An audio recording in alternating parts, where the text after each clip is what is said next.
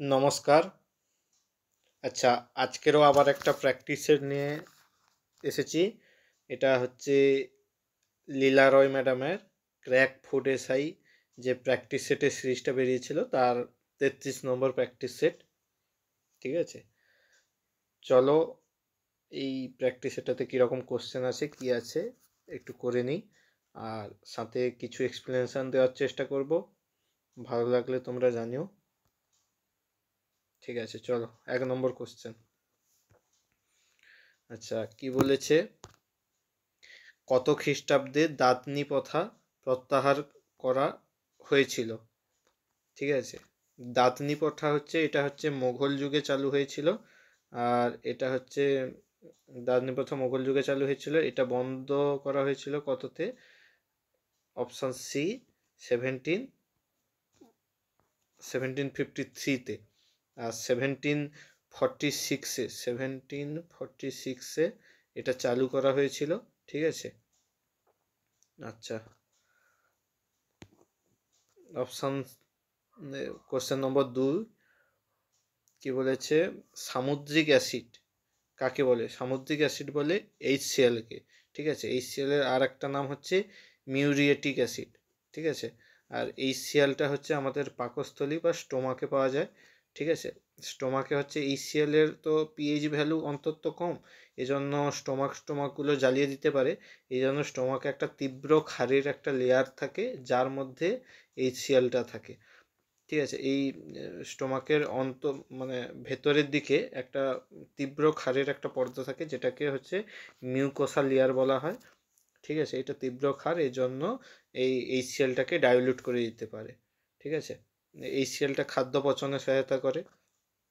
ঠিক আছে, আচ্ছা, HNO3 আর HCl এটা 3:1 অনুপাতে মিশলে তৈরি হয় অ্যাকোয়ারিজা। অ্যাকোয়ারিজাটা কী কাজে লাগে? এই সোনা রূপা এগুলো হচ্ছে বিশুদ্ধিকরণের কাজে লাগে। আচ্ছা, HCl হচ্ছে কি, H2SO4 এটা ব্যাটারিতে ব্যবহার করা হয়। ঠিক আছে, আর HCl হচ্ছে বাথরুম ক্লিনিং হিসাবে ব্যবহার করা হয়। ঠিক আছে, আচ্ছা, এই H2SO4 আর HNO3 এই দুটো হচ্ছে অম্ল বৃষ্টি বা অ্যাসিড বৃষ্টিতে থাকে। অ্যাসিড বৃষ্টির মেন কম্পোনেন্ট হচ্ছে SO2 আর NO2, যেখান থেকে হচ্ছে HNO3 তৈরি হয় আর H2SO4 তৈরি হয়। এই জন্য হচ্ছে অ্যাসিড বৃষ্টি অ্যাসিড হয়, মানে টক স্বাদের হয়, আর এটা এত ক্ষতিকারক হয়। ঠিক আছে, কোশ্চেন নম্বর 3, কাঁকড়া বিছের রেচনাঙ্গ কি? আচ্ছা, কাঁকড়া বিছে, তারপরে মাকড়সা, ঠিক আছে, এদের রেচনাঙ্গ হচ্ছে কি? অপশান বি, কক্সাল গ্রন্থি। আচ্ছা, ফ্লেম কোষ বা শিখা কোষকার, মানে ফ্লেম সেল বা শিখা কোষ হচ্ছে ফ্ল্যাট ওয়ার্মের। ঠিক আছে, ফ্ল্যাট ওয়ার্ম বা চ্যাপ্টাকৃমির। ঠিক আছে, আচ্ছা, তারপরে হচ্ছে এই যে নেফ্রিডিয়া কার? নেফ্রিডিয়া হচ্ছে আর্থ ওয়ার্মের বা কেঁচু। ঠিক আছে, তারপরে ম্যালপিজিয়ান নালিকা কার? ম্যালপিজিয়ান নালিকা হচ্ছে আরশোলার। ঠিক আছে, আর চিংড়ির হচ্ছে সবুজ গ্রন্থি, এগুলো হচ্ছে রেচনাঙ্গ। ঠিক আছে, আর মানুষের হচ্ছে কিডনি। আচ্ছা, রণথাম্বর কি? রণথাম্বর হচ্ছে একটা মুঘল প্রাসাদ তো হবে না, খিলজিদের রাজধানী হবে না। ঠিক আছে, ভিক্ষুকদের আশ্রয়স্থল। বৌদ্ধ ভিক্ষুকদের আশ্রয়স্থলকে কি বলে? বৌদ্ধ ভিক্ষুকদের আশ্রয়স্থলকে বিহার বলা হয়। ঠিক আছে, বিহারে হচ্ছে এরা রেস্ট নেয়, আর চৈত্যতে হচ্ছে এরা উপাসনা করে বৌদ্ধ ভিক্ষুরা। তাহলে উত্তর কি হবে? উত্তর হবে অপশান বি, রাজপুত। রাজপুত রাজপুত দুর্গ, রণথম্বর হচ্ছে রাজপুত দুর্গ। ঠিক আছে, আচ্ছা, এই যে খিলজিদের হচ্ছে একজন কি, আলাউদ্দিন খলজি কোথাকার শাসক ছিলেন? আলাউদ্দিন খলজি হচ্ছে কারা আর মানিকপুর, এলাহাবাদ এইগুলোর হচ্ছে শাসক হিসাবে নিযুক্ত হয়েছিল। ঠিক আছে, আলাউদ্দিন খলজি প্রথম দাক্ষিণাত্য অভিযান করেছিল। ঠিক আছে, কার সময় করেছিল? জালালউদ্দিন খলজির সময়। ঠিক আছে, আচ্ছা, ক্যাশ রিজার্ভ রেশিও বা সিআরআর। ঠিক আছে, সিআরআর বা ক্যাশ রিজার্ভ রেশিওর ওপর বাণিজ্যিক ব্যাংকগুলি কিভাবে সুদ পায়? ক্যাশ রিজার্ভ রেশিওর উপর বাণিজ্যিক ব্যাংকগুলো কোনো তো সুদ পাবে না। আচ্ছা, 0%। ঠিক আছে, এটা হচ্ছে 0%। কারণ ক্যাশ রিজার্ভ রেশিওটা কি, এই যে ক্যাশ রিজার্ভ রেশিও একটা ইনফ্লেশনারি টুল হিসাবে ব্যবহার করা হয় আরবিআই কি করে, বিভিন্নভাবে ইনফ্লেশন কন্ট্রোল করার জন্য যে মনিটারি পলিসিগুলো নেয় তার হচ্ছে একটা টুল হচ্ছে ক্যাশ রিজার্ভ রেশিও। এই ক্যাশ রিজার্ভ রেশিওতে কি করতে হয়, এই যে বাণিজ্যিক ব্যাংক বা শিডিউল কমার্শিয়াল ব্যাংকগুলোকে কি করতে হয়, আরবিআইয়ের কাছে কিছু টাকা হচ্ছে ক্যাশে রেখে আসতে হয়, অনলি ক্যাশে, ঠিক আছে, ক্যাশে গিয়ে জমা রাখতে হয়, ঠিক আছে, এটা হচ্ছে অনলি ক্যাশে, সেটা হচ্ছে ক্যাশ রিজার্ভ রেশিও। আর একটা হচ্ছে স্ট্যাচুটারি লিকুইডিটি রেশিও, যেটা হচ্ছে কিসে রাখতে পারে, ক্যাশেও রাখতে পারে, গোল্ডেও রাখতে পারে, বা হচ্ছে ফরেন কারেন্সি রিজার্ভে রাখতে পারে, বা এনি থ্রি অফ দেম, ঠিক আছে, বা বন্ডে টন্ডে এগুলোতেও রাখতে পারে, বা এগুলোর কোনো কম্বিনেশন করেও রাখতে পারে, ঠিক আছে। এটা হচ্ছে স্ট্যাচুটারি লিকুইডিটি রেশিও বা এসএলআর। এবার এই এসএলআরের ওপরে হচ্ছে ব্যাংক হচ্ছে কি করে, এই যে বাণিজ্যিক ব্যাংকগুলো হচ্ছে এসএলআরটা হচ্ছে নিজেদের কাছে রাখতে পারে, ঠিক আছে, আর ক্যাশ রিজার্ভ রেশিওটা হচ্ছে আরবিআইয়ের কাছে গিয়ে রেখে আসতে হয়। কিন্তু এই সিআরআর রাখার জন্য আরবিআইয়ের কাছে যে রাখে, আরবিআই কিন্তু এর জন্য কোনো সুদ বাণিজ্যিক ব্যাংকগুলো বা কমার্শিয়াল ব্যাংকগুলোকে দেয় না, ঠিক আছে, সুতরাং কত সুদ পায়, 0% সুদ পায়, ঠিক আছে। হুম। আচ্ছা, নীতি আয়োগ গঠিত হয় কেন্দ্রীয় ক্যাবিনেটের সিদ্ধান্তের ফলে, হ্যাঁ এটা ঠিক, সংবিধান সংশোধনের ফলে, না এটা ভুল, তাহলে অনলি অপশন এ, ঠিক আছে। এই হচ্ছে নীতি আয়োগ কবে হয়েছিল, 1 জানুয়ারি 2015, ঠিক আছে, 1 জানুয়ারি 2015। এটা প্ল্যানিং কমিশন থেকে এইটা হচ্ছে নীতি আয়োগ হয়েছে। এইটা হচ্ছে এই সময় 12 নম্বর প্ল্যানিং চলছিল, ঠিক আছে, 12 নম্বর প্ল্যানিং কমিশন, 12 প্ল্যানিংয়ের সময় এই নীতি আয়োগ হয়েছিল। আচ্ছা, প্ল্যানিং কমিশনটা সেট আপ করা হয়েছিল কবে, এটা হয়েছিল 15ই মার্চ 1950, ঠিক আছে। আর এই প্ল্যানিং কমিশনের হচ্ছে চেয়ারপারসনকে বা চেয়ারপারসনকে হয়ে থাকে প্রধানমন্ত্রী, ঠিক আছে। আর ভাইস চেয়ারপারসন হচ্ছে, এরা ক্যাবিনেট মিনিস্টারের সমান হচ্ছে ক্ষমতা বা যোগ্যতা হচ্ছে অর্জন করে থাকে, ঠিক আছে, বা সমান প্রিভিলেজ পেয়ে থাকে। আর এই যে প্ল্যানিং কমিশন ছিল যেটা 1950-এ সেটা হয়েছিল, এর কাজ ছিল কি, যত এই ভারতের 5 ইয়ার প্ল্যানগুলোকে হচ্ছে নির্মাণ করা, ঠিক আছে। একে ফাইনাল হচ্ছে ফাইনাল হচ্ছে মানে কনফার্মেশন দিত কে, এনডিসি বা ন্যাশনাল ডেভেলপমেন্ট কাউন্সিল। এটা কততে হয়েছিল, 6 আগস্ট 1952-তে, ঠিক আছে, 6 আগস্ট 1952-তে হয়েছিল, ঠিক আছে। এইগুলোকে সবগুলোকে তুলে দিয়ে কি হয়েছিল, নীতি আয়োগ কি থিঙ্ক ট্যাঙ্ক অফ ইন্ডিয়া, ঠিক আছে, থিঙ্ক ট্যাঙ্ক অফ ইন্ডিয়া। আচ্ছা, নীতি আয়োগের হচ্ছে চেয়ারম্যান কে হয়, প্রধানমন্ত্রী, যেমন প্ল্যানিং কমিশনের হতো। আচ্ছা, নীতি আয়োগের কিন্তু সিইও থাকে, ঠিক আছে। এর আগের সিইও এখন হচ্ছে কে আছে, বিভিআর সুব্রমণিয়াম, ঠিক আছে, এখন আছে বিভিআর সুব্রমণিয়াম। এর আগে ছিল অমিতাভ কান্ত, ঠিক আছে, অমিতাভ কান্ত নীতি আয়োগের সিইও ছিল। আর ভাইস হচ্ছে সে হচ্ছে রাজীব কুমার, ঠিক আছে, ভাইস হচ্ছে রাজীব কুমার। আচ্ছা, আর কি, আর না, আর কিছু বলার মতো নেই। আচ্ছা, 7 দাগের কোশ্চেন, গোদাবরী কোন ধরনের নদী। আচ্ছা, গোদাবরী আগে কোথাকার নদী, দক্ষিণ ভারতের নদী, ঠিক আছে। এটা হচ্ছে ত্রিম্বকেশ্বর প্লেটিউ থেকে তৈরি হয়েছে, ঠিক আছে, মহারাষ্ট্রের ত্রিম্বকেশ্বর প্লেটিউ থেকে তৈরি হয়ে এটা হচ্ছে বঙ্গোপসাগরে পড়েছে, কোথায়, অন্ধ্রপ্রদেশের কাছে। আর গোদাবরী হচ্ছে দক্ষিণ ভারতের সব থেকে বড় নদী, এটা একটা পূর্ববাহিনী নদী। তারপরে গোদাবরীর হচ্ছে এ কি বলে, গোদাবরী আর কৃষ্ণার মাঝখানে আছে কোলেরু লেক। আর গোদাবরী হচ্ছে বৃদ্ধ গঙ্গা বা দক্ষিণী গঙ্গা নামে পরিচিত, ঠিক আছে।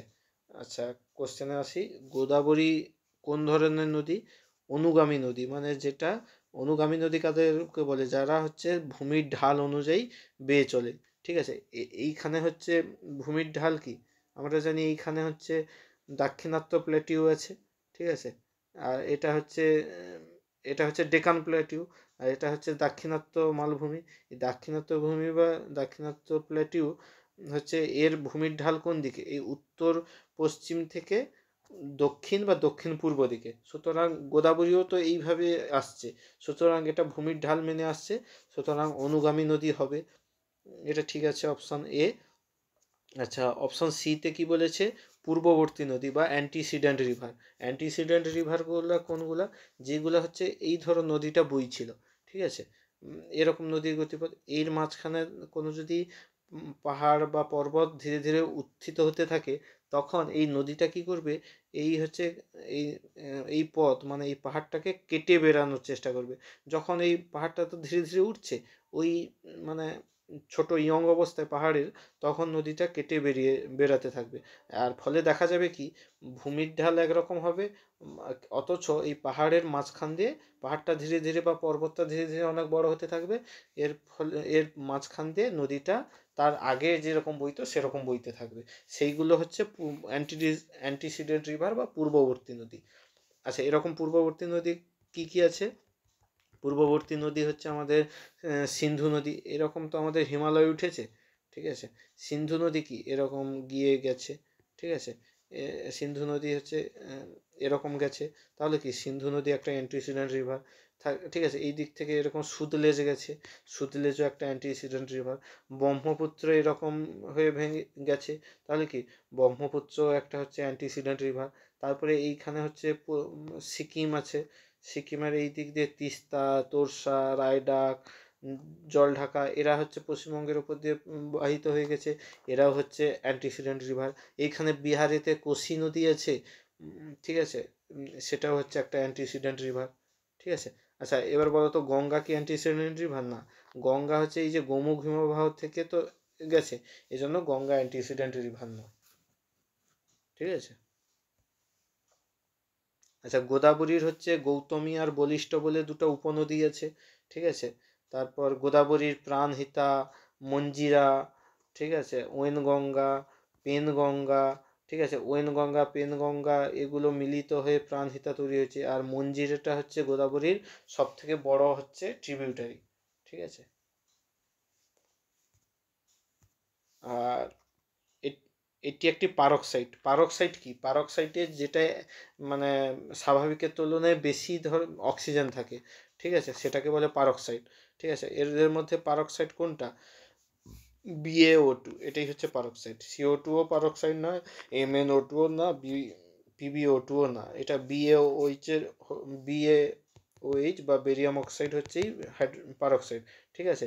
এই যে ধাতব পারক্সাইডগুলো আছে, এরা হচ্ছে মানে অ্যাসিডের সাথে বিক্রিয়া করলে কি করে, H2O2 দেয় বা হাইড্রোজেন পারক্সাইড দেয়, ঠিক আছে। আচ্ছা, মাদ্রাজে মাদ্রাজের রায়তয়ারি বন্দোবস্ত কে চালু করে? আচ্ছা, যে চালু করেন তিনি হচ্ছে মাদ্রাজের এই রায়তয়ারি বন্দোবস্তের হচ্ছে ফাদার বলা হয়, ফাদার অফ রায়তয়ারি সেটেলমেন্ট, তাকে বলা হয় টমাস মুনরোকে বলা হয়, ঠিক আছে। মনে রাখবে কীরকম, দেখো, মুনরো, মুনরো তো র আছে শেষে, ঠিক আছে, র থেকে রায়তয়ারি বন্দোবস্ত, এটা মনে রাখার একটা ট্রিক্স। আচ্ছা, মাদ্রাজে এই রায়তরি বন্দোবস্ত আছে, এই মাদ্রাজের রায়তরি বন্দোবস্তটা কবে চালু হয়েছিল? 1820-তে, ঠিক আছে, 1820-তে চালু হয়েছিল, ঠিক আছে। আর এটা কার সময় হয়েছিল? লর্ড হাস্টিং ছিল সে সময়, ঠিক আছে। এটা হচ্ছে মাদ্রাজে যে রায়তরি বন্দোবস্ত চালু হয়েছিল, রায়তরি বন্দোবস্ত এই জায়গাটাই চালু হয়েছিল, ঠিক আছে, দক্ষিণ ভারতে। প্রথমে হয়েছিল মাদ্রাজে, তারপরে বোম্বে প্রেসিডেন্সিতে, প্রথম মাদ্রাজ প্রেসিডেন্সিতে, তারপরে বোম্বে প্রেসিডেন্সিতে।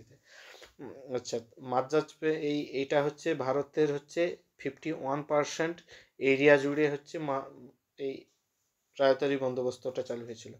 এরপরে আছে একটা মহলারি বন্দোবস্ত, যেটা হচ্ছে কি, মহলারি বন্দোবস্ত হচ্ছে চালু করেছিল হল্ট ম্যাকানজি, ঠিক আছে, কত, 1822-এ। এটা হচ্ছে ভারতের 30% এরিয়া জুড়ে আছে। মহলারি বন্দোবস্তটা এরকম জায়গায় আছে,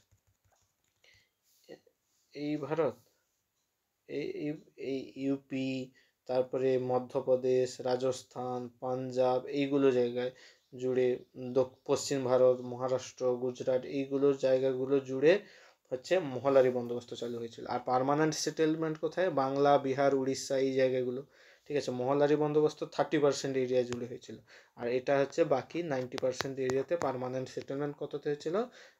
1793-তে, ঠিক আছে। পার্মানেন্ট সেটেলমেন্টের সাথে আর একটা যুক্ত হচ্ছে সূর্যাস্ত আইন। তারপর 10-এর দাগের কোশ্চেন, লোকসভার কোনো সদস্যের সাংসদ পদ থেকে অযোগ্যতা সংক্রান্ত সিদ্ধান্তগুলি কে নিয়ে থাকে?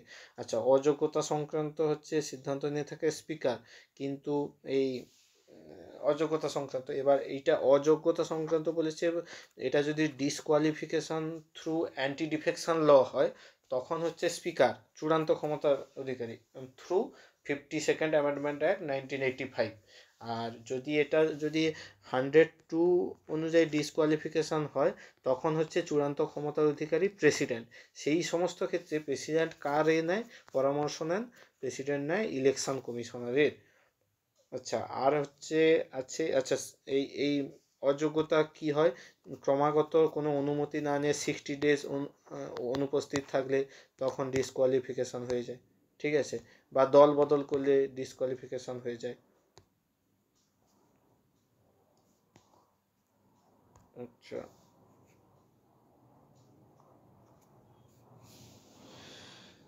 আচ্ছা, স্পিকারের হচ্ছে আর্টিকেল কত? আচ্ছা, 89 হচ্ছে রাজ্যসভার চেয়ারম্যান বা ভাইস প্রেসিডেন্টের, আর স্পিকারের হচ্ছে 93, ঠিক আছে।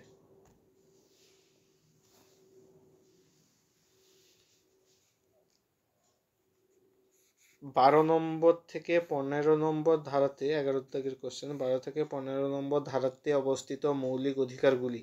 আচ্ছা, মৌলিক অধিকার বলেছে কত? পার্ট 3, ঠিক আছে। কত নম্বর আর্টিকেল থেকে কত? 12 থেকে 35, ঠিক আছে। কতগুলো হচ্ছে মৌলিক অধিকার? প্রথমে ছিল 7টা, এখন কটা আছে? 6টা। একটা কমেছে কবে? সেটা হচ্ছে রাইট টু প্রপার্টি, যেটা হচ্ছে রাইট টু প্রপার্টি, যেটা কমেছে কত? 44 অ্যামেন্ডমেন্ট অ্যাক্ট 1978-এ, যেটা অ্যাবলিশ করা হয়েছে, ঠিক আছে। আর 6টা হচ্ছে রাইট কি কি? ইকুয়ালিটি, তারপরে মানে ইকুয়ালিটি, রাইট টু ইকুয়ালিটি, তারপরে রাইট টু ফ্রিডম, তারপরে রাইট এগেনস্ট এক্সপ্লয়টেশন, তারপরে রাইট এগেনস্ট এক্সপ্লয়টেশন, তারপরে রাইট, তারপরে রিলিজিয়নের ফ্রিডম অফ রিলিজিয়ান, তারপরে হচ্ছে কালচারাল অ্যান্ড মাইনরিটিসদের জন্য রাইট, কালচারাল রাইটস মাইনরিটিসদের জন্য, তারপর হচ্ছে শেষে হচ্ছে রিট জুরিডিকশন আছে, কনস্টিটিউশনাল রেমেডিজ একটা। এই টোটাল হচ্ছে 6টার হচ্ছে সব মৌলিক অধিকার আছে আমাদের। আগে 7টা ছিল, রাইট টু প্রপার্টিটা উড়ে গেছে, ঠিক আছে। এই মৌলিক অধিকারগুলো কি আচ্ছা, কি বলেছে দেখি কোশ্চেনটা, 12 থেকে 35 নম্বর ধারাতে অবস্থিত মৌলিক অধিকারগুলি সংশোধন করা যেতে পারে না। না, সংশোধন করা যেতে পারে, তো এটা ভুল। তাহলে সংশোধন করা যেতে পারে, ঠিক আছে। কিটা সংশোধন করা যেতে পারে না? সংশোধন করা যেতে পারে না বেসিক স্ট্রাকচারগুলোকে, ঠিক আছে। বেসিক স্ট্রাকচারের দেওয়া হয়েছিল কবে? 1973-তে, through Kesavananda Bharati case versus Kerala, ঠিক আছে। এটাই বলা হয়েছে কি মৌলিক অধিকারগুলোকে হচ্ছে অ্যামেন্ডমেন্ট করা যাবে, কিন্তু যেগুলো হচ্ছে বেসিক স্ট্রাকচার সেগুলোকে অ্যামেন্ড করা যাবে না, ঠিক আছে। আচ্ছা, এই ফান্ডামেন্টাল রাইটস কোথা থেকে নেওয়া হয়েছিল? ইউএসএ থেকে, ঠিক আছে। আর এটাকে বলা হয় Magna Carta of the Indian constitution. Magna Carta বলা হয় কেন? 1215 ম্যাগনা কার্টা অনুযায়ী এটা মানে সেরকমই নির্মিত, তাই, ঠিক আছে। আচ্ছা, এই মৌলিক অধিকারকে সংশোধন করা যাবে না বা অ্যামেন্ডমেন্ট করা যাবে না বলা হয়েছিল কত নম্বর? সেটা হচ্ছে একটা কতগুলো হচ্ছে আছে, মানে কেসগুলো আছে, যেমন হচ্ছে শঙ্করী প্রসাদ কেস 1951, ঠিক আছে। সেটাই কি বলা হয়েছিল? একে করা যাবে, ফান্ডামেন্টাল রাইটসকে করা যাবে, মানে সংশোধন করা যাবে। তারপরে একটা এসেছিল 1965-এ হচ্ছে সজ্জন সিং কেস, সেটাই হচ্ছে বলা হয়েছিল, এটাতেও বলা হয়েছিল ফান্ডামেন্টাল রাইটসকে হচ্ছে অ্যামেন্ড করা যাবে। তারপরে এসেছিল Golaknath case, Golaknath versus state of Punjab, সেটা হচ্ছে 1967-এ। সেটাই হয়েছিল যে ফান্ডামেন্টাল রাইটসকে করা যাবে না, মানে অ্যামেন্ডমেন্ট করা যাবে না। তারপরে এসেছিল হচ্ছে 24th কনস্টিটিউশনাল অ্যামেন্ডমেন্ট অ্যাক্ট 1971, যেটাই বলেছিল যে ভারতীয় সংবিধানের সমস্ত কিছুকেই অ্যামেন্ড করা যাবে, ইনক্লুডিং ফান্ডামেন্টাল রাইটস। ঠিক আছে, ইনক্লুডিং ফান্ডামেন্টাল রাইটস, মানে ফান্ডামেন্টাল রাইটসকে এখানেও বলা হয়েছে অ্যামেন্ড করা যাবে। কিন্তু তারপরে কেশবানন্দ ভারতী কেস এলো 73-এ, যেটাই বলা হলো যে ফান্ডামেন্টাল রাইটসকে অ্যামেন্ডমেন্ট করা যাবে, কিন্তু যেগুলো বেসিক স্ট্রাকচার সেগুলোকেই অ্যামেন্ডমেন্ট করা যাবে না।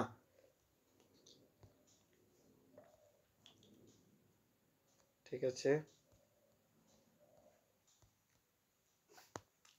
আচ্ছা, তারপরে আছে র্যাডক্লিফ লাইন। ঠিক আছে, র্যাডক্লিফ লাইন কোন দুটি দেশের মধ্যে অবস্থিত?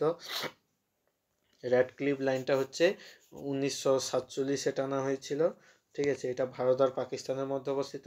ভারত আর আফগানিস্তানের মধ্যে ডুরান্ট লাইন কত 1893-তে, যেটা হচ্ছে লর্ড ল্যান্সডাউনের সময় হয়েছিল, টানা হয়েছিল।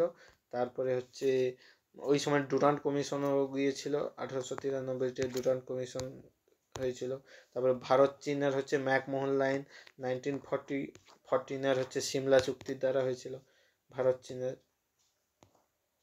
ঠিক আছে, আরও আছে এলএসি আর এলওসি, লাইন অফ কন্ট্রোল, এটা কার মধ্যে? ভারত আর পাকিস্তান, ভারত আর পাকিস্তানের সাথে। আর LAC line of actual control, এটা হচ্ছে ভারত আর চীনের সাথে। ঠিক আছে, এই যদি ভারতের ম্যাপ হয়, ঠিক আছে, এই যদি ভারতের ম্যাপ হয়, ঠিক আছে, এইখানটা হচ্ছে লাইন অফ অ্যাকচুয়াল কন্ট্রোল। ঠিক আছে, আর এই জায়গাটা হচ্ছে এলওসি। ঠিক আছে, আর এই জায়গাটা আকসাই চীন, যেটা হচ্ছে পাকিস্তান আবার কি করেছে, মানে একে ভিখারি, সে আবার হচ্ছে চীনকে এইটা দিয়ে দিয়েছে, এটাকে বলা হয় আকসাই চীন। ঠিক আছে, 13 নম্বর কোশ্চেন, সংবিধানের 23 নম্বর ধারায় কি বলা হয়েছে? কোনো ফোর্সড লেবার, ঠিক আছে, তারপরে বেগিং, তারপরে সেলিং অফ হিউম্যান ট্রাফিকিং, এই সব করা যাবে না, এগুলো নিষিদ্ধ করা হয়েছিল। আর 24 নম্বরে কি বলা হয়েছিল? 24 নম্বরে বলা হয়েছিল এই যে ফ্যাক্টরিতে কোনো মানে শিশুকে 14 বছরের কম বয়সী কোনো শিশুকে কাজ করানো যাবে না। এর জন্য হচ্ছে অ্যাক্টও এসেছিল, চাইল্ড লেবার প্রহিবিশন অ্যাক্ট 1986। তারপরে এই চাইল্ডের কথা এলো যখন, পোকোসো বলে একটা অ্যাক্ট আছে। ঠিক আছে, পোকোসো অ্যাক্টটা হচ্ছে 2012-তে। ঠিক আছে, আচ্ছা, যেটা কোশ্চেন, সংবিধানের 23 নম্বর ধারায় কোনটি নিষিদ্ধ করা হয়নি বলেছে? ঠিক আছে, ভিক্ষাবৃত্তি, বেগিংকে তো নিষিদ্ধ করা হয়েছে, জনগণের পরিষেবা না, এটা হবে না। আচ্ছা, মানে ফোর্সড লেবার, জোরপূর্বক শ্রম, ফোর্সড লেবার, এটাও ব্যান করা হয়েছে। মানুষের ক্রয় বিক্রয়, হিউম্যান ট্রাফিকিং, এটাও ব্যান করা হয়েছে। এই জনগণের উদ্দেশ্যে বাধ্যতামূলক পরিষেবা, এটা হচ্ছে করা হয়নি।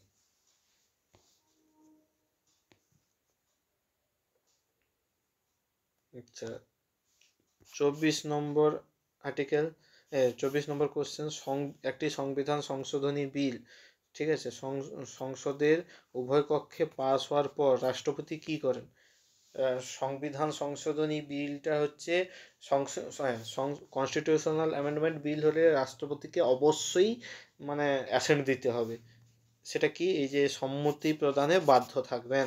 এটা কত নম্বর আর্টিকেল, অ্যামেন্ডমেন্ট? 24 নম্বর অ্যামেন্ডমেন্ট অ্যাক্ট 1971 দ্বারা বলা হয়েছিল যে সংবিধান সংশোধন বিলে রাষ্ট্রপতিকে অবশ্যই দিতে হবে, মানে সম্মতি প্রদান করতে হবে। আচ্ছা, রাষ্ট্রপতি তার সম্মতি প্রদান করেন কত নম্বর আর্টিকেল দ্বারা? আর্টিকেল 111। এটাই কি হতে পারে? রাষ্ট্রপতি হচ্ছে অ্যাসেন্ট দিতে পারে, বলতে পারে ঠিক আছে, দিতে পারে। দুয়ে রাষ্ট্রপতি উইথ হোল্ড করতে পারে, বললো যে না, এটা দেওয়া যাবে না। ঠিক আছে, আর একটা হচ্ছে রাষ্ট্রপতি হচ্ছে বিলটা হচ্ছে আবার পুনরায় হচ্ছে যে মানে রিটার্ন করতে পারে, বিলটা হচ্ছে রিটার্ন করে দিতে পারে। ঠিক আছে, আচ্ছা, এই 111-তে হচ্ছে রাষ্ট্রপতির ভেটো পাওয়ারও আছে। ক প্রকার ভেটো হয়? 4 প্রকার ভেটো, ঠিক আছে। একটা হচ্ছে সাসপেন্সিভ ভেটো, ঠিক আছে, আর একটা অ্যাবসোলিউট ভেটো, ঠিক আছে। অ্যাবসোলিউট ভেটোটা কি? অবশ্যই মানে অ্যাবসোলিউট ভেটোটা হচ্ছে রাষ্ট্রপতির চূড়ান্ত ক্ষমতা একদম, ঠিক আছে। রাষ্ট্রপতি যদি মনে করে না এটাকে দেব না, বাস দিয়ে দিতে পারে। আর মানে রাষ্ট্রপতি সাইন করবে না, অ্যাসেন্ট দেবে না, বলবে না এটা এই বিলে আমি সম্মতি দিতে পারবো না। আর রাষ্ট্রপতি কোন কোন বিলে এইসব করতে পারে? দুটো ক্ষেত্রেই করতে পারে। একটা যদি প্রাইভেট মেম্বারের বিল হয়, তখন রাষ্ট্রপতি একদম ফুল অ্যাবসোলিউট পাওয়ার চালাতে পারে। আর দুয়ে যদি হচ্ছে কোনো পূর্ববর্তী কোনো মানে একটা কাউন্সিল, মানে মেম্বার অফ মানে কাউন্সিল অফ মিনিস্টাররা হচ্ছে একটা বিল পাস করেছে, ঠিক আছে। এবার যেই সরকার বিলটা পাস করেছিল সেই সরকার হচ্ছে পড়ে যাচ্ছে, মানে যে কোনো কারণে সে সরকার আর নেই। এবার নতুন যে ক্যাবিনেট গঠন হয়েছে তারা এসে বলল যে না না, এই বিলটাতে অ্যাসেন্ট দেওয়া যাবে না, তখনও কিন্তু রাষ্ট্রপতি এই অ্যাবসোলিউট ভেটো চালাতে পারে। তাহলে কি অ্যাবসোলিউট ভেটো এটা হলো, ঠিক আছে। আর একটা হচ্ছে আছে কোয়ালিফাইড ভেটো। কোয়ালিফাইড ভেটো মানে এই যে লেজিসলেচার যে বিভিন্ন আইন পাস করে তার উপরে চূড়ান্ত ক্ষমতা দেখাতে পারে। এটা আমাদের ভারতে নেই, এটা আমেরিকার হচ্ছে রাষ্ট্রপতির আছে, ঠিক আছে। একটা হচ্ছে অ্যাবসোলিউট ভেটো হলো, কোয়ালিফাইড ভেটো হলো, তারপরে হচ্ছে অ্যাবসোলিউট ভেটো, কোয়ালিফাইড ভেটো, আচ্ছা সাসপেন্সিভ ভেটো একটা আছে। সাসপেন্সিভ ভেটো মানে রাষ্ট্রপতি হচ্ছে রেখে দিবে যে কোনো একটা বিল এসছে, রাষ্ট্রপতি মনে করলো যে এটা ঠিক নয়, এর চেঞ্জ করতে হবে, রাষ্ট্রপতি আবার পুনরায় ফেরত পাঠাবে, ঠিক আছে, মানে সাসপেন্সে রাখবে, পুনরায় ফেরত পাঠাবে। এবার দ্বিতীয়বার যখন ওই যখন লোকসভা বা রাজ্যসভায় যাবে, পার্লামেন্টে যাবে, ওই দ্বিতীয়বার যদি সংশোধন হয়ে বা না হয়ে ওই বিলটা আবার যদি রাষ্ট্রপতির কাছে অ্যাসেন্ট মানে অ্যাসেন্টের জন্য রাষ্ট্রপতির কাছে আসে, তখন রাষ্ট্রপতিকে কিন্তু মাস্ট অ্যাসেন্ট দিতেই হবে, ঠিক আছে। ভালো করে বুঝবে, মানে রাষ্ট্রপতি ঘুরত পাঠালো পার্লামেন্টে, ওই পার্লামেন্ট সংবিধানটাকে চেঞ্জ মানে ওই বিলটাই কিছু চেঞ্জ করলো না করলো যাই করুক না কেন, ওই বিলটা যদি আবার মানে আর ডিসকাশনের পরে আবার হচ্ছে রাষ্ট্রপতির কাছে পাঠানো হয়, তখন রাষ্ট্রপতি মাস্ট দেবে। আচ্ছা, আর একটা আছে পকেট ভেটো। পকেট ভেটো মানে রাষ্ট্রপতি কোনো একটা বিল যতদিন খুশি তার পকেটে রেখে দিতে পারে, মানে ঠান্ডা বাক্সতে চলে যাওয়া যাকে বলে, ঠিক আছে। এবার সেটাই হচ্ছে রাষ্ট্রপতি হচ্ছে, এইটা হচ্ছে রাষ্ট্রপতি, ভারতের রাষ্ট্রপতি বহুদিন মানে যতদিন খুশি রাখতে পারে, কিন্তু আমেরিকার ক্ষেত্রে বেশি দিন রাখতে পারে না আমেরিকার রাষ্ট্রপতি, 10 মাস সম্ভবত সব থেকে সর্বোচ্চ।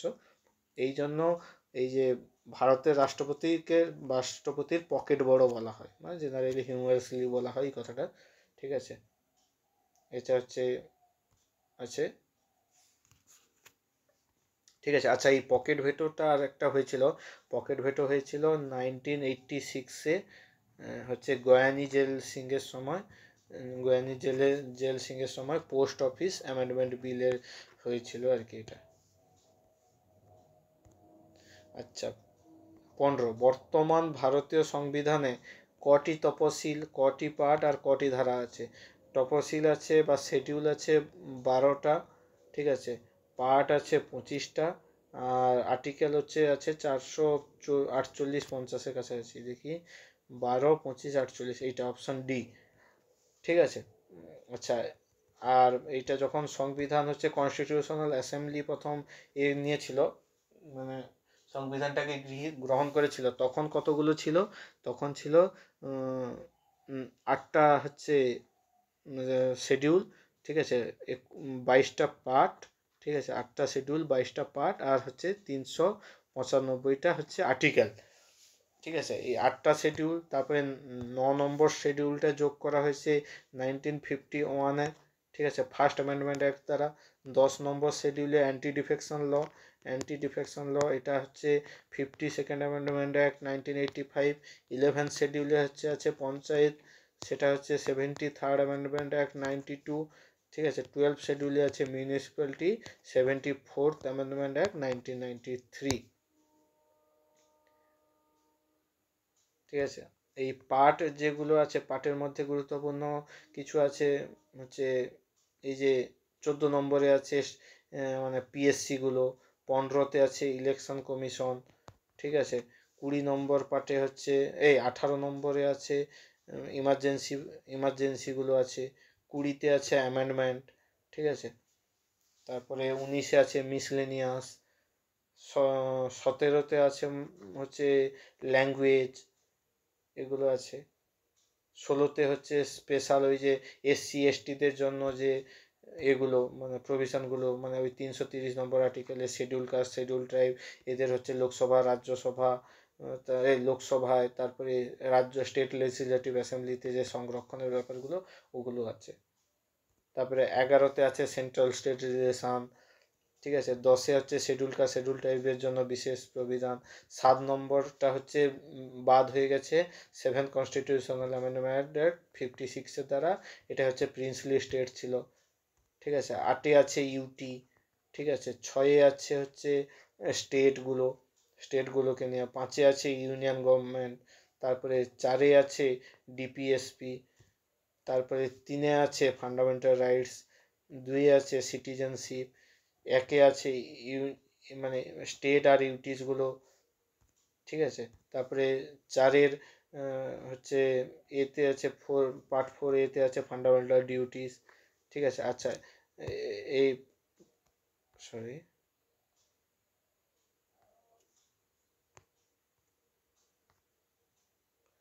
ফান্ডামেন্টাল ডিউটিস, এই যে ফান্ডামেন্টাল ডিউটিসটা আছে, এই ফান্ডামেন্টাল ডিউটিস হচ্ছে যোগ করা হয়েছিল কবে? 42nd অ্যামেন্ডমেন্ট অ্যাক্ট 76, তখন কটা? 10টা ফান্ডামেন্টাল রাইট যোগ করা হয়েছিল। 11 নম্বরটা যোগ করা হয়েছিল কত? 86 অ্যামেন্ডমেন্ট অ্যাক্ট 2002-তে, ঠিক আছে। আচ্ছা, সেরিকালচার হচ্ছে সেরিকালচার কথাটি কোন চাষের সঙ্গে? রেশম চাষ, ঠিক আছে। আচ্ছা, রেশম চাষের জন্য তসর, এরি, তারপরে মুগা, এই সমস্ত গাছগুলো ইউজ করা হয়, ঠিক আছে। আর মৎস্য চাষকে বলা হয় পিসিকালচার, ঠিক আছে, পিসিকালচার। চিংড়ি চাষ হচ্ছে শ্রিম কালচার, তারপরে মৌমাছি চাষ হচ্ছে এপিকালচার, এপি এপি এপিকালচার। তারপরে হচ্ছে ফ্রুট হচ্ছে পোমোকালচার, ফ্লাওয়ার হচ্ছে ফ্লোরিকালচার, ঠিক আছে, এগুলো হয়।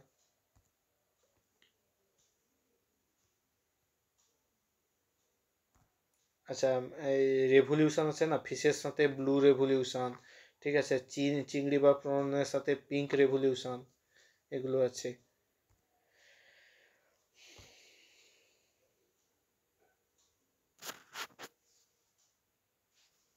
17 নম্বর, ভারতের কেন্দ্রশাসিত রাজ্যের মধ্যে সর্বাধিক সাক্ষরতার হার কোথায়? এটা লাক্ষাদ্বীপে, ঠিক আছে। সর্বাধিক সাক্ষরতার হার লাক্ষাদ্বীপে, সব থেকে সর্বনিম্ন দাদরা আর নগর হাভেলিতে। পুদুচেরিটা সব থেকে বড় মোটামুটি, মানে সবার থেকে বড় না, মোটামুটি পুদুচেরিটা বড়। পুদুচেরির 3টা স্টেটে আছে। ইয়ামেন হচ্ছে অন্ধ্রপ্রদেশে। এ তো 4টা ডিস্ট্রিক্ট নিয়ে গঠিত পুদুচেরি। ইয়ামেন, ঠিক আছে, কারাইকল, মাহে আর পুদুচেরি, ঠিক আছে। মাহেটা আছে কেরালাতে, ঠিক আছে, ইয়ামেনটা আছে অন্ধ্রপ্রদেশে, আর কারাইকল আর পুদুচেরি আছে তামিলনাড়ুতে, ঠিক আছে। এর দিক দিয়ে কত ডিগ্রি চ্যানেল? 12 ডিগ্রি, 12 ডিগ্রি পুদুচেরির উপর দিয়ে গেছে, ঠিক আছে। দিল্লি হচ্ছে মোস্ট পপুলাস, ঠিক আছে, লাক্ষাদ্বীপে সব থেকে কম জনসংখ্যা দেখা যায়। আর পন্ডিচেরিতে কত? ফ্রেঞ্চ সেটেলমেন্ট ছিল, ঠিক আছে। 1954-এ এগুলো করা হয়েছে, মানে পুদুচেরি হচ্ছে ভারতে ইনকর্পোরেট হয়েছে, মানে পুদুচেরি থেকে হচ্ছে ফ্রেঞ্চদেরকে তাড়ানো হয়েছে, ঠিক আছে। ইনকর্পোরেট হয়েছিল তো 14 নম্বর অ্যামেন্ডমেন্ট অ্যাক্ট দ্বারা, 1962 বা 63 দ্বারা হচ্ছে পুদুচেরিকে ইনকর্পোরেট করা হয়েছিল। আচ্ছা, দিল্লিতে যখন এসছে বলি, দিল্লিতে হচ্ছে 69 অ্যামেন্ডমেন্ট অ্যাক্ট 1991-এ, ঠিক আছে। এই 1991 দ্বারা কি হয়েছিল? দিল্লিকে স্পেশাল স্টেটের দরজা দেওয়া হয়েছিল, ঠিক আছে। মানে স্পেশাল স্টেট না, ইউটিজ, কিন্তু এর হচ্ছে স্পেশাল একে পাওয়ার দেওয়া হয়েছিল, ঠিক আছে। এর হচ্ছে 70 জনের হচ্ছে কাউন্সিল অফ, মানে দিল্লির চিফ মিনিস্টার হবে, সিএম থাকবে, তার হচ্ছে 7 জন হচ্ছে থাকবে, কাউন্সিল অফ মিনিস্টার থাকবে, আর 70 জন হচ্ছে লেজিসলেটিভ অ্যাসেম্বলি থাকবে। আচ্ছা, ভারতের কোন রাজ্যে সর্বাধিক বন্দর দেখা যায়? আচ্ছা, সর্বাধিক বন্দর যদি বলা হয় মহারাষ্ট্রে, আর সর্বাধিক মেজর পোর্ট যদি বলা হয় তখন হবে তামিলনাড়ুতে। তামিলনাড়ুতে কটা মেজর পোর্ট আছে? 4টা। একটা হচ্ছে তুতিকোরিন, আর একটা হচ্ছে ওই যে ইনায়েম, ঠিক আছে, একটা ইনায়েম, তারপরে একটা চেন্নাই, চেন্নাই, তুতিকোরিন, ইনায়েম, আর একটা নিউ কোলাচল বোধ হয়, ঠিক আছে, এই চারটা আছে। আচ্ছা, উড়িষ্যায় হচ্ছে আছে পারাদ্বীপ, গুজরাটে অনেকগুলো আছে, ওখলা, ঠিক আছে, ওখলা, তারপরে ওখলা কি ফিশিং পোর্ট, তারপরে আলাং, আলাং হচ্ছে ship breaking port, Kandla, Kandla হচ্ছে 1965-এ এখানে হয়েছিল, মানে সেচ সেচ তৈরি হয়েছিল। কান্ডালা হচ্ছে লার্জেস্ট হচ্ছে, মানে ট্রাফিক করে, লার্জেস্ট হচ্ছে কন্টেনার হচ্ছে যাওয়া আসা নিয়ে করে, ঠিক আছে।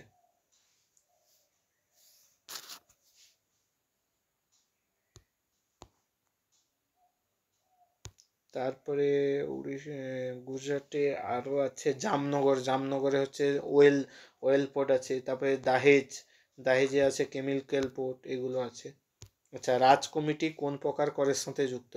রাজ কমিটি হচ্ছে এগ্রিকালচার করের উপরে, এগ্রিকালচারের উপর করের জন্য রাজ কমিটি যুক্ত। আচ্ছা, ডিরেক্ট ট্যাক্স আর ইনডিরেক্ট ট্যাক্স, প্রত্যক্ষ করটা ডিরেক্ট ট্যাক্স আর পরোক্ষ করটা ইনডিরেক্ট ট্যাক্স। প্রত্যক্ষ করটা কোনটা, যেটা হচ্ছে সরকারকে ডিরেক্টলি পে করা হয়, যেমন ইনকাম ট্যাক্স, যাদের ইনকাম আছে তারা ইনকাম ট্যাক্সটা সরকার সরাসরি সরকারকে পে করছে, বা কর্পোরেট ট্যাক্স, এগুলো কি সরকার সরাসরি পে করে, এগুলো হচ্ছে ডিরেক্ট ট্যাক্স। আর ইনডিরেক্ট ট্যাক্সটা কি, মানে অপ্রত্যক্ষভাবে বা পরোক্ষভাবে সরকারকে দেওয়া হয়, যেমন আমরা কোনো কিছু জিনিসপত্র কিনতে গেলে কি জিএসটি পে করি, তারপরে বিভিন্ন এক্সাইজ ট্যাক্স থাকে, এগুলো আমরা কাকে দিচ্ছি, দোকানদারকে দিয়ে আসছি যখন কিনছি, ওই প্রোডাক্টটার সাথে এমআরপির সাথে যোগ হয়ে ওগুলো থাকে, ঠিক আছে, ওগুলো আমরা দোকানদারকে দিচ্ছি। বা কোনো একটা রেস্টুরেন্টে খেতে গেলাম, ওখানে আমরা জিএসটি পে করছি, ঠিক আছে, আমরা কাকে দিচ্ছি, দোকানদারকে, দোকানদার ওটা কালেক্ট করছে, করে কাকে দিচ্ছে, ইউনিয়ন গভর্নমেন্টকে দিচ্ছে, মানে ভায়া হয়ে যাচ্ছে না, এই জন্য এগুলো পরোক্ষ কর, ঠিক আছে। জিএসটিতে হচ্ছে প্রায় বেশিরভাগ করগুলোই হচ্ছে মার্চ হয়ে গেছে, কিন্তু কোনটা হয়নি, পেট্রোলিয়াম, তারপরে এক্সাইজ কিছু ডিউটি, তারপরে লিকার লিকার ডিউটি, তারপরে সেস কিছু সেস, তারপরে ওই যে অ্যান্টি ডাম্পিং ডিউটি যেগুলো হয় সেগুলো, ঠিক আছে। অ্যান্টি ডাম্পিং ডিউটি কি, যখন হচ্ছে এই চীনের মতো কিছু দেশ আছে, তাদের হচ্ছে লো লেবার কস্টের জন্য কি প্রোডাকশন ভালো প্রোডাকশান ফ্যাসিলিটি থাকার জন্য কি প্রোডাকশান কস্ট কম, তার তার সাথে সাথে চীন কি করে বাজার ধরার জন্য, মানে জেনারেলি কম দামের থেকেও, মানে যেটা মানে কোনো লাভ না রেখে অনেক সময়, বা অনেক সময় লসেও কি করে বিদেশি মার্কেটগুলোতে তাদের মালগুলো পাঠিয়ে দেয়, ফলে কি তুলনামূলকভাবে ওই দেশের ওই যে প্রোডাক্টগুলো আছে তার সেগুলো অনেক হায়ার কস্টের হয়, কিন্তু চায়নার প্রোডাক্টগুলো ল কস্টের হওয়ার জন্য চায়নার প্রোডাক্টগুলোর ডিমান্ড বাড়তে থাকে, তাদের দেশীয় প্রোডাক্টগুলোর ডিমান্ড কমতে থাকে। এইগুলোর বন্ধ করার জন্য কি ভারত সরকার হচ্ছে অ্যান্টি ডাম্পিং ডিউটি লাগায়, মানে ডাম্প করে দিতে পারবে না জিনিসপত্র। আচ্ছা, সংশোধন আইন, কোন কোন সংশোধন আইন সিকিমকে ভারতের পূর্ণাঙ্গ রাজ্যে পরিণত করেছিল? এটা হচ্ছে হবে কি 36th অ্যামেন্ডমেন্ট অ্যাক্ট, হচ্ছে 1975, এইটাই পূর্ণাঙ্গ রাজ্য, ঠিক আছে। আর এই যে 35 হচ্ছে অ্যামেন্ডমেন্ট অ্যাক্ট 1974, এটাই হচ্ছে হয়েছিল অ্যাসোসিয়েট স্টেট অফ আসাম, আসামের অ্যাসোসিয়েট স্টেট হয়েছিল। আর 1947-এ হচ্ছে হয়েছিল ভারতের ভারতের হচ্ছে প্রোটেক্টরেট স্টেট হিসাবে সিকিম যোগ হয়েছিল, ঠিক আছে। আমাদের হচ্ছে লাস্ট হচ্ছে কে, তেলেঙ্গানা, 2014-তে হয়েছে, ঠিক আছে। কত নম্বর স্টেট, 29 নম্বর স্টেট হিসাবে হয়েছে 2014-তে, 2 জুন 2014-তে। আচ্ছা, সিকিম যখন এই যে ট্রান্সফার হয় তখন কে ছিল, নাম পালডেন নামগোয়াল, পালদেন নামগোয়াল নামে, পালদেন নামগোয়াল নামে যে তিনি ছিলেন হচ্ছে সিকিমের রাজা। আচ্ছা, স্বাস্থ্য বিমার সাথে যুক্ত নয় কোনটা, স্বাস্থ্য এলআইসি, ইউটিআই, আচ্ছা স্বাস্থ্য বিমার সাথে যুক্ত নয় বলেছে, আচ্ছা জিআইসি, জেনারেল ইন্স্যুরেন্স কর্পোরেশন, এটা কততে হয়েছিল না 1972-তে সেটা হয়েছিল। এটা হচ্ছে 1956 কর্পোরেশন অ্যাক্ট অনুযায়ী 1972-তে জেনারেল ইন্স্যুরেন্স কর্পোরেশন সেটা হয়েছিল। ঠিক আছে, এটা একটা স্ট্যাচুটারি বডি। এইটাই হচ্ছে স্বাস্থ্য বিমার সাথে যুক্ত নয়। এলআইসিও স্বাস্থ্য বিমা দেয়। ঠিক আছে, এলআইসি 1956-এ হয়েছিল কোম্পানিজ অ্যাক্ট দ্বারা। ইউটিআই হচ্ছে কি ইউনিট ট্রাস্ট অফ ইন্ডিয়া 1964-এ সেটা হয়েছিল কত ইউপিআই অ্যাক্ট 1963 দ্বারা। ঠিক আছে, আচ্ছা 1964-এর কথা এলাম যখন, 1964-এ আরও হয়েছিল মিউচুয়াল ফান্ড হয়েছিল। আর এলআইসি কত 1956-এ কি ওএনজিসি সেটা হয়েছিল। ঠিক আছে,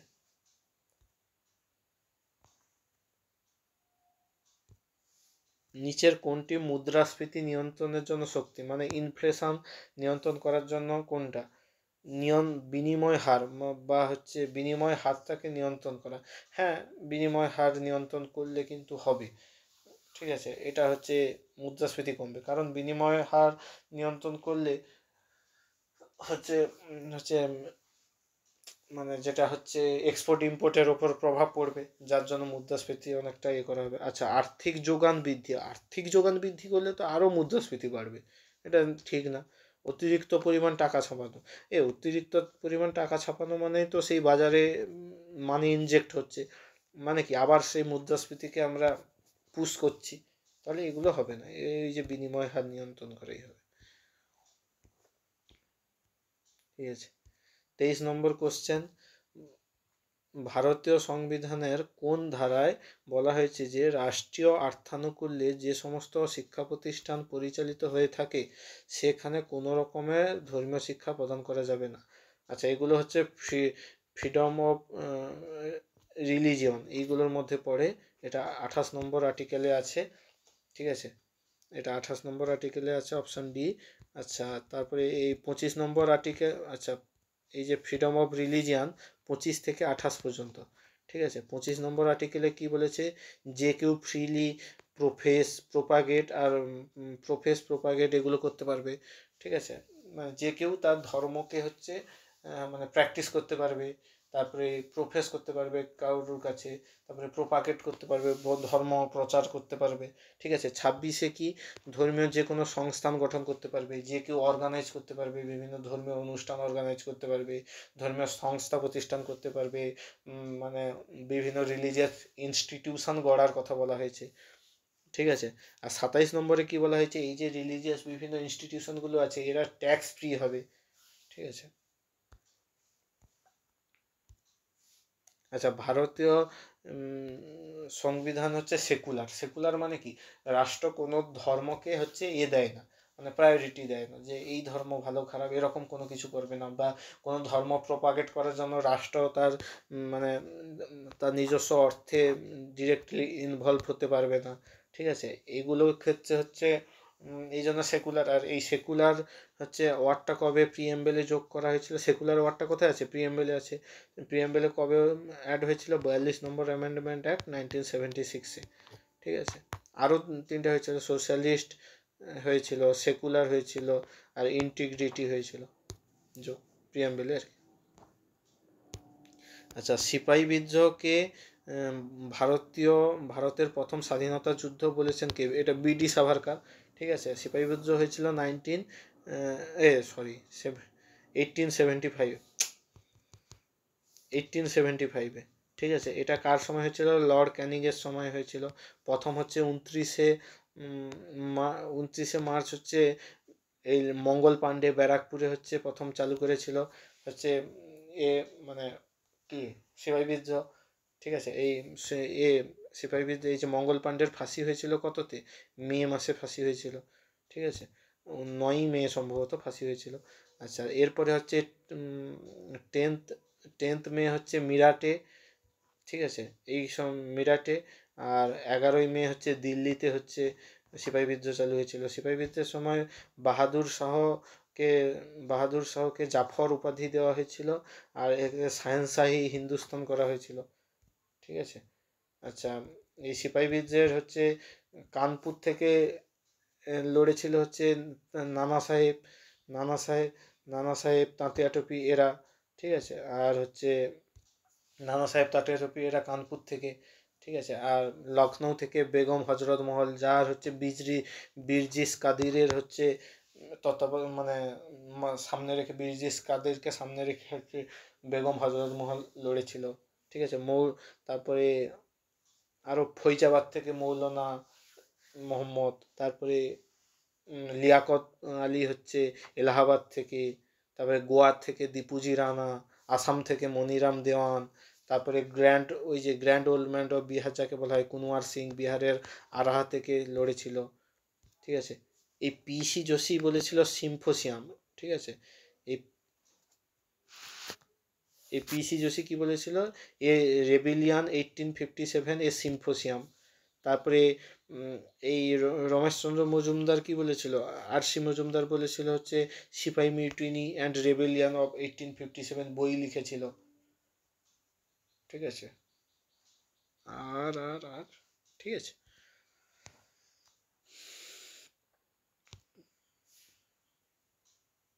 আচ্ছা, সিপাহি বিদ্রোহের ফলে একটা পিল কমিশন হয়েছিল, যেটার দ্বারা হচ্ছে সেনাবাহিনী হচ্ছে অর্গানাইজ হয়েছিল। আচ্ছা, অনেকেই তো যোগদান করেছিল, কারা কারা হচ্ছে সিপাহি বিদ্রোহে যোগদান করেনি, যারা হচ্ছে ইন্টেলেকচুয়াল, যারা মধ্যবিত্তরা, যারা তারপরে শিক্ষিত, আধুনিক শিক্ষায় পাশ্চাত্য শিক্ষায় শিক্ষিত যারা, তারা যোগ দেয়নি।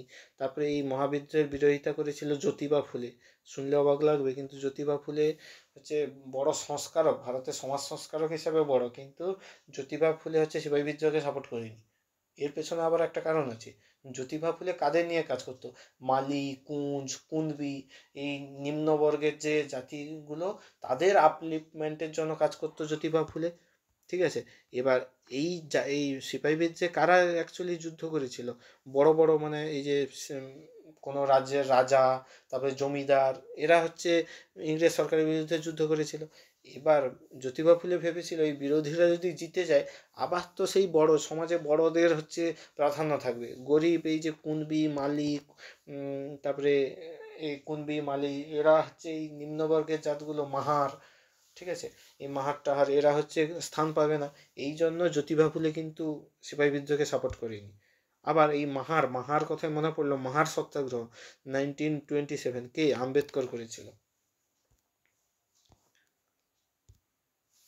আচ্ছা, চম্বল উপত্যকা, চম্বল কোথায়, চম্বল হচ্ছে চম্বল নদীতে, চম্বল, কেন, বেতোয়া, এগুলো কার, যমুনার উপনদী, ঠিক আছে। যমুনা কত, 1375 কিলোমিটার। যমুনা কার উপনদী, গঙ্গা, ঠিক আছে। গঙ্গার হচ্ছে ডান তীরের উপনদী, ঠিক আছে। আর তারপরে এই যে যমুনা, আচ্ছা, চম্বলের হচ্ছে, চম্বলে কি দেখা যায়, চম্বলে ব্যাডল্যান্ড, ঠিক আছে। আর পশ্চিমবঙ্গেও ব্যাডল্যান্ড দেখা যায়, যাকে বলে খোয়াই, ঠিক আছে। সেটা গনগনি এলাকায় দেখা যায়। কোথায়, কোপাই নদীর তীরে দেখা যায়, কোপাই নদীর তীরে দেখা যায়। আচ্ছা, রেগুর হচ্ছে মৃত্তিকা, রেগুর হচ্ছে ব্ল্যাক সয়েল, যার ব্যাসাল্টিক লাভা থেকে যেগুলো তৈরি, যার হচ্ছে ওয়াটার রিটেনশন ক্যাপাসিটি বা জল ধারণ ক্ষমতা অনেক বেশি। এটার হচ্ছে কালো কালারের কারণ কি, টাইটেনিয়াম অক্সাইড। তারপরে এতে মন্ট মেরিলোনাইট বলে একটা ক্লে পাওয়া যায়, এর জন্যই হচ্ছে এর ওয়াটার রিটেনশন ক্যাপাসিটি বেশি। একে সেলফ প্লাউইং হচ্ছে রেগুর মৃত্তিকা, এটাই কটন চাষ ভালো হয়। একে সেলফ প্লাউইং সয়েল বলে, কারণ এটা হচ্ছে কি জল ধারণ ক্ষমতা বেশি, জল ধরে রাখলো।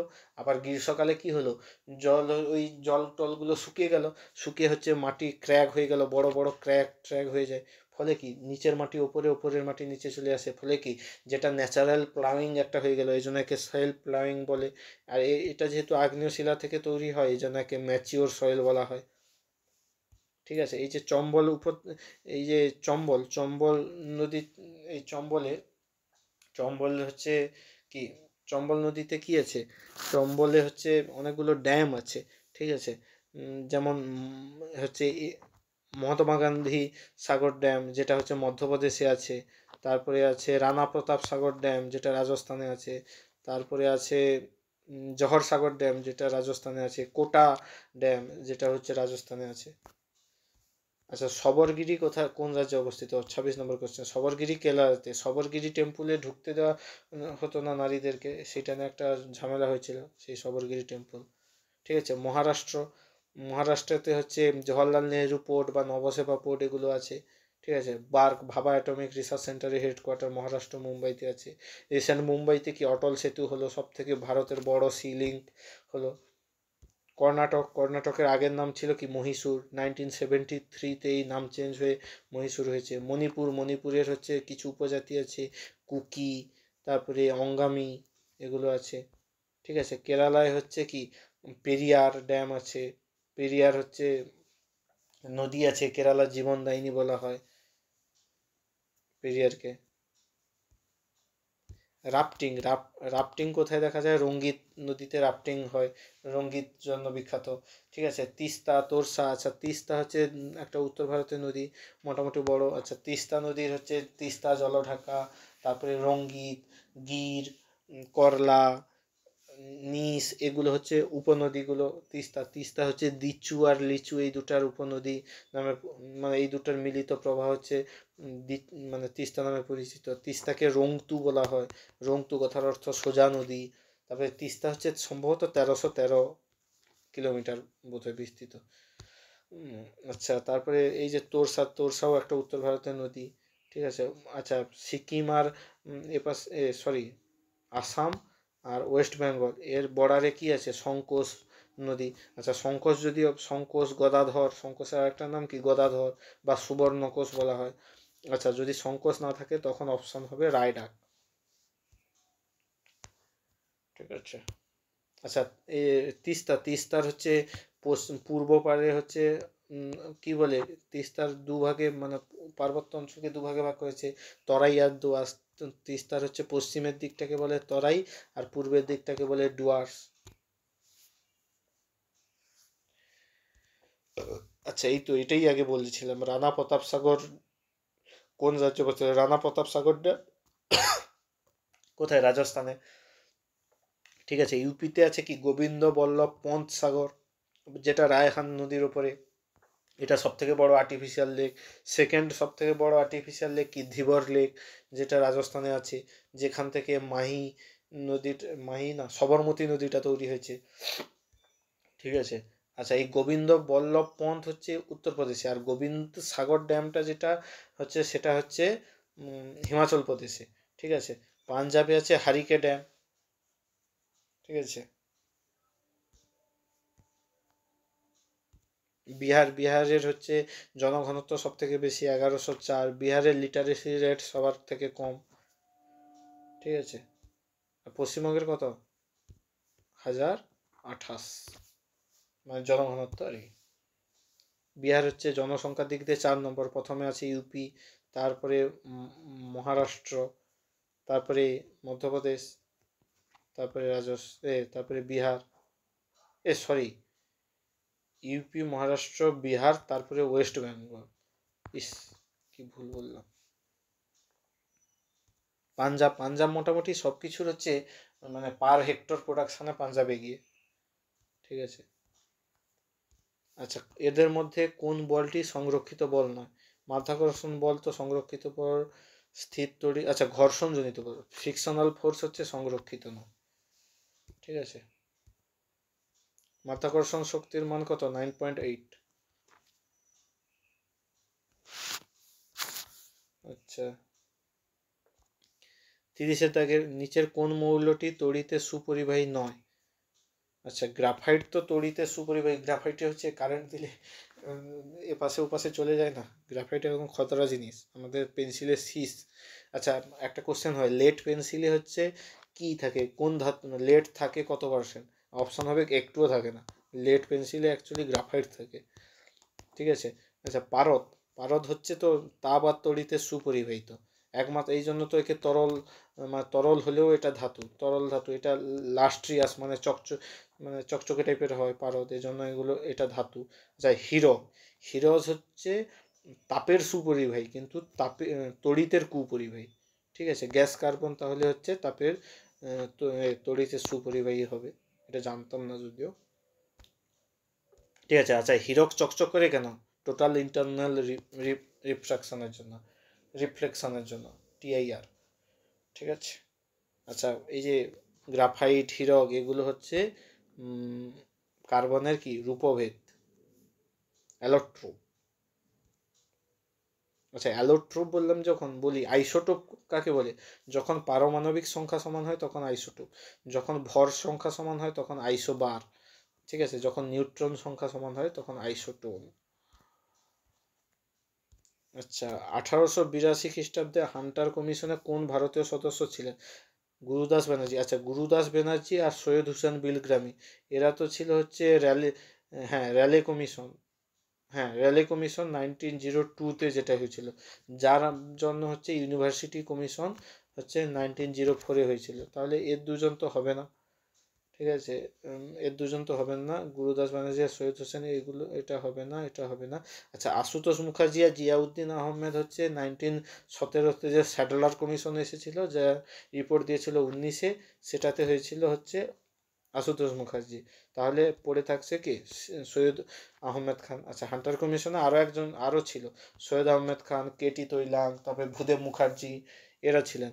তারপরে হান্টার কমিশন 1882 টেনিওরটা দেখে কার মনে হচ্ছে? 1880 থেকে 84 কার? লর্ড রিপনের। রিপনকে কি বলা হয়? ভারতের বন্ধু বলা হয়। এর আগে ছিল কে? 1876 থেকে 80 পর্যন্ত হচ্ছে লর্ড লিটন, তাকে উজ্জ্বল বিফলতা বা রিয়াকশনারি ভাইসরয় বলা হয়, ঠিক আছে। এই 1883-র কাছে কি হয়েছিল? 1883-তে ইলবার্ট বিল বিতর্ক হয়েছিল, ঠিক আছে। এই ইলবার্ট বিল বিতর্কের বিরুদ্ধে হচ্ছে সুরেন্দ্রনাথ ব্যানার্জি হচ্ছে করেছিল, Indian national conference set up করেছিল, ঠিক আছে, যদিও তার কার্যকরী হয়নি। ইলবার্ট বিলের মেন ব্যাপারটা কি? আগে হচ্ছে সমস্ত মানে অ্যাকচুয়ালি ইউরোপীয় যে জাজরা, তারা হচ্ছে ভারতীয়দেরকে মানে করতে পারতো, কি বলা যায়, জাজমেন্ট দিতে পারতো ভারতীয়দের বিরুদ্ধে, কিন্তু ভারতীয় কোনো জাজরা ইংরেজদের বিরুদ্ধে জাজমেন্ট দিতে পারতো না। সেইটাকে খতম করার জন্য হান্টার কমিশন নিয়ে আসা হয়, কিন্তু তার জন্য ইউরোপিয়ানরা ভাবলো কি তাদের হচ্ছে মর্যাদা চলে যাচ্ছে, এই জন্য তারা হচ্ছে এটে করেছিল, বিদ্রোহ করে, শেষে হান্টার কমিশন নেওয়া হয়নি, ঠিক আছে। আচ্ছা, 1883-তে ফেমিন কোড চালু হয়েছিল, কিন্তু 1883-তে মনে পড়লো একটা। আচ্ছা, তারপরে কে সর্বপ্রথম ভগবদ গীতা হচ্ছে ইংরেজিতে অনুবাদ করেছিল? ইংরেজিতে ভগবদ গীতা হচ্ছে অনুবাদ করেছিল চার্লস উইলকিন্স। গীতা, হিতোপদেশ, এগুলো অনুবাদ করেছিল। আচ্ছা, স্যার উইলিয়াম জোন্স হচ্ছে 1784-তে কি সেট আপ করেছিল? হচ্ছে 1784-তে হচ্ছে এশিয়াটিক সোসাইটি সেট আপ করেছিল, ঠিক আছে। আর 1984-তে বোধ হয় হয়েছিল, কলকাতা মেট্রো রেল হয়েছিল। আচ্ছা, আলেকজান্ডার কানিংহামকে কি বলা হয়? আর্কিওলজিক্যাল সার্ভে অফ ইন্ডিয়ার হচ্ছে প্রথম হচ্ছে চেয়ারম্যান হচ্ছে 61-এ হয়েছিল, 1861-এ আর্কিওলজিক্যাল সার্ভে অফ ইন্ডিয়া। আচ্ছা, জিওলজিক্যাল সার্ভে অফ ইন্ডিয়া হচ্ছে 1851-এ। 1861-এ মানে কি ক্যানিংয়ের সময় হয়েছিল। 1784-তে উইলিয়াম জোন্স করছে, মানে 1784 ওয়ারেন হেস্টিংসের সময়, ঠিক আছে। এরপরে তো 86-তে হচ্ছে কর্নওয়ালিস আসবে, ঠিক আছে। 33 হচ্ছে বুড়িবালামের যুদ্ধ। বুড়িবালামের যুদ্ধে কে যুক্ত ছিলেন না? এই যে যোগেন্দ্রনাথ মণ্ডল। যোগেন্দ্রনাথ মণ্ডল তো হচ্ছে ফার্স্ট যে ইন্টারিম গভর্নমেন্ট হয়েছিল, তার মুসলিম লীগ থেকে 6 জনকে নির্বাচন করা হয়েছিল, তার মধ্যে একজন যোগেন্দ্রনাথ মণ্ডল ইন্টারিম গভর্নমেন্টের ল মিনিস্টার ছিল, ঠিক আছে। আচ্ছা, এই যতীন্দ্রনাথ মুখার্জি বা এটা ইনিকে বলা হয় বাঘা যতীন, ঠিক আছে। এর সাথে বুড়ি বোলামের যুদ্ধ 1951-এ হয়েছিল। এদের বিরুদ্ধে ধরেছিল কে? চার্লস টেগার্ট, ঠিক আছে। এই চার্লস টেগার্টকে মারতে গিয়ে আর্নেস্ট ডেকে একজন মেরে দিয়েছিল, এই জন্য আর্নেস্ট ডে হত্যা নামে সেটা পরিচিত। সেটা সালটা আমার ঠিক মনে নেই এখন। আচ্ছা, এই যতীন্দ্রমোহন, আচ্ছা এই যে যতীন্দ্রমোহন মুখার্জি, ঠিক আছে, একে তো বলা হয় বাঘা যতীন, ঠিক আছে। আর যতীন্দ্রমোহন সেনগুপ্ত আছে, যাকে বলা হয় হচ্ছে দেশপ্রিয়। তারপরে যতীন্দ্রমোহন ব্যানার্জি আছে, ঠিক আছে, যাকে বলা হয় নিরালম্ব স্বামী। কোন ধর্মগ্রন্থের বাণী হেড ইজ অফ ডেভিল, ঠিক আছে, এটা হচ্ছে কোরআন। ঠিক আছে, কোরআনের বাণী। বাইবেল, বাইবেল কাদের? খ্রিস্টানদের। গ্রন্থ সাহেব কার? জেন্দাবাস্তা। গ্রন্থ সাহেব হচ্ছে গুরু, শিখদের গ্রন্থ সাহেব। আর জেন্দাবাস্তা তো হচ্ছে জরাথুস্ট্রিয়ান। ঠিক আছে, আর গীতা হচ্ছে হিন্দুদের, আর কোরআন হচ্ছে মুসলিমদের। Child is the father of a man. ওই যে সকল ঘুমিয়ে আছে শিশুর কথা, সব শিশুরই অন্তরে, সেরকম টাইপের ব্যাপার। আচ্ছা, এটা কে বলেছে? হচ্ছে লিও টলস্টয়। ঠিক আছে, লিও টলস্টয়। আচ্ছা, এই লিও টলস্টয়, তারপরে ডেভিড থিওরু, জন রাস্কিন, এরা হচ্ছে সব এদের ইন্সপিরেশন, এদের থেকে ইন্সপিরেশন কে পেয়েছিল? গান্ধীজি। ঠিক আছে, রাস্কিনের একটা লেখা কি ছিল? আনটু দ্য লাস্ট, তাকে গান্ধীজি সর্বদয়াতে গুজরাটি ভাষায় ট্রান্সলেট করেছিল। আচ্ছা, চার্লস ডিকেন্সের a tale of two cities, যেখানে কলকাতাকে নিয়ে বলা হয়েছে। শেক্সপিয়ার হচ্ছে ওথেলো, ম্যাকবেথ, ঠিক আছে, তারপরে রোমিও জুলিয়েট, এগুলো লিখেছিল। ভারতীয় শেক্সপিয়ার কাকে বলা হয়? কালিদাসকে। কালিদাসে হচ্ছে কি কুমার সম্ভব, মেঘদূতম, তারপরে ঋতুসংহার, মালবিকাগ্নিমিত্রম, এগুলো। কালিদাস কার সভাকবি ছিল? দ্বিতীয় চন্দ্রগুপ্ত বা বিক্রমাদিত্যের। আচ্ছা, 36, বাইসাইকেল হচ্ছে থিপ, মানে বাইসাইকেল চোর হচ্ছে কার? এই চলচ্চিত্রটির কাহিনী কার কে? Charlie Chaplin.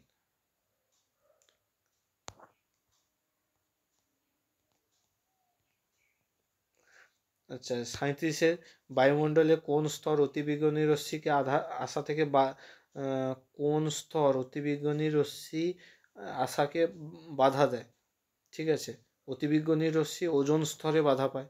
ঠিক আছে, O3 বা ওজোন স্তরে। ওজোন বলতে গুড ওজোন আছে আর ব্যাড ওজোন আছে। ব্যাড ওজোনটা কি ট্রপোস্ফিয়ার বা সব থেকে নিচে স্তরে পাওয়া যায়, আর এই এটা ব্যাড ওজোনটা পাওয়া যায়। আর গুড ওজোনটা হচ্ছে এই যে 30 কিলোমিটারের কাছাকাছি, মানে 20 থেকে 35 কিলোমিটারের মাঝখানে থাকে, সেটা হচ্ছে গুড ওজোন নামে পরিচিত, যেটা ইউভি রশ্মিকে আসতে বাধা দেয়। ঠিক আছে,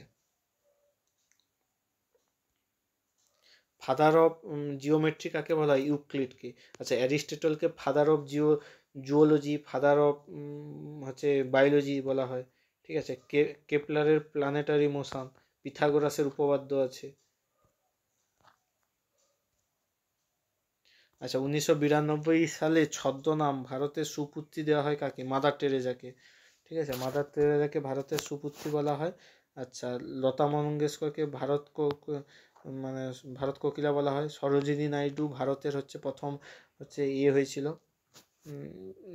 ভারতের হচ্ছে প্রথম হচ্ছে কি বলে রাজ্যপাল হয়েছিল ইউপির, স্বাধীন ভারতের। আর সরোজিনী নাইডু 1925-এর কানপুর সেশনে প্রেসাইড করেছিল, প্রথম ভারতীয় মহিলা হিসেবে। ইন্দিরা গান্ধী আমরা জানি আয়রন লেডি বলা হয়। ঠিক আছে, 1975-এর হচ্ছে ইমার্জেন্সি ইন্দিরা গান্ধীর সময় হয়েছিল, এই জন্য হচ্ছে শিখ মিলিটেন্টদেরকে করার জন্য অপারেশন উড রোজ 1984-এ ইন্দিরা গান্ধী চালু করেছিল। তারপরে United Nation Fund for Population and Activity, UNFA এর হেডকোয়ার্টার কোথায় আছে? নিউ ইয়র্কে। আরও আছে, তারপরে ইউএনের হচ্ছে হেডকোয়ার্টার আছে। তারপরে UNICEF, United nation children and emergency fund, সেটার আছে। তারপরে এই যে পপুলেশন ফান্ডেরও আছে। তারপরে লন্ডনে কি আছে? অ্যামনেস্টি ইন্টারন্যাশনাল আছে। ঠিক আছে, ওয়াশিংটন ডিসিতে আছে ওয়ার্ল্ড ব্যাংক আর আইএমএফের। রোম ইতালিতে আছে এফএও, তারপরে ওয়ার্ল্ড ফুড প্রোগ্রাম। ঠিক আছে, এগুলো আছে। ললিত কলা একাডেমি কত সালে সেটা হয়েছিল? ললিত কলা একাডেমি 1954-এ। ঠিক আছে, 1954-এ ভারতরত্ন দেওয়া চালু হয়। 1955-এ জওহরলাল নেহরু ভারতরত্ন পায়। 1956-এ কি এলআইসি সেট আপ হয়েছিল, ওএনজিসি সেট আপ হয়েছিল। ঠিক আছে,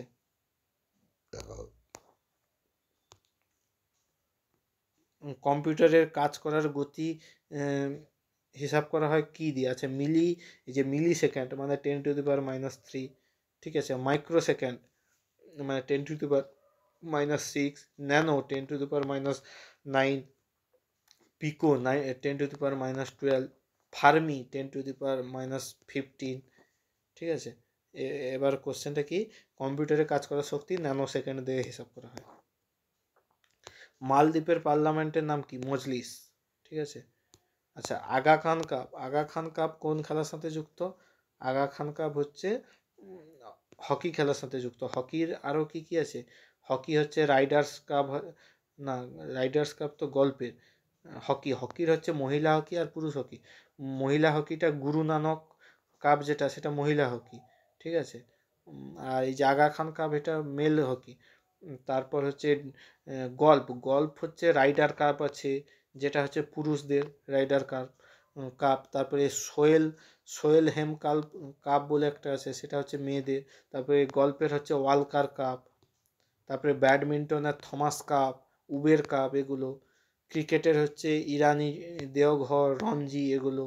তারপরে ফুটবলের ডুরান্ড কাপ, ঠিক আছে।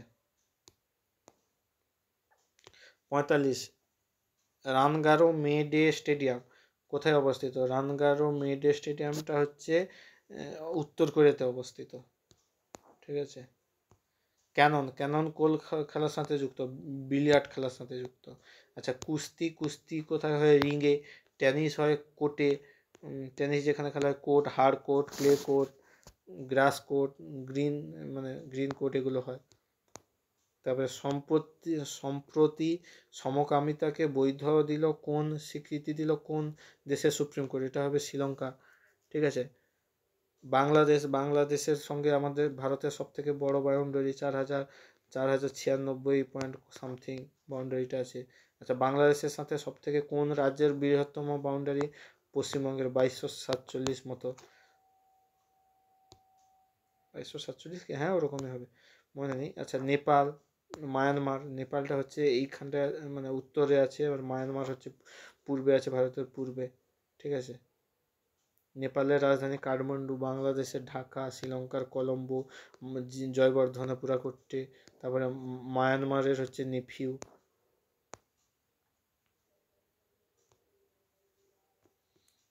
তারপরে Draupadi Murmu from tribal hinterland to Raisina Hill কে লিখেছে? এটা হচ্ছে কস্তুরী রায়।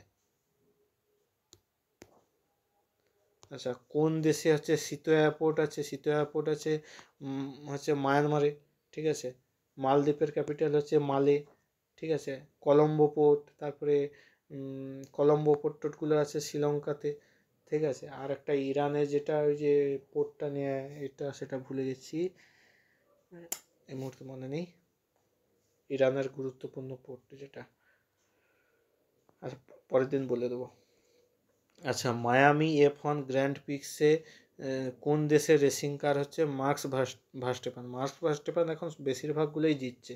মার্কস ভার্স্টেপান কোন দেশের? ডাচ বেলজিয়ামের নাগরিক, ঠিক আছে। চলো, 50টা কোশ্চেন কমপ্লিট হলো। আবার একটা সেট তোমাদের করিয়ে দিলাম। এর এক্সপ্লেনেশনগুলো কেমন লাগলো কমেন্ট করে জানাবে, আর ভালো লাগলে লাইক দেবে, সাবস্ক্রাইব করবে, ঠিক আছে। চলো, আজকের মতো এখানেই শেষ করছি। Thank you.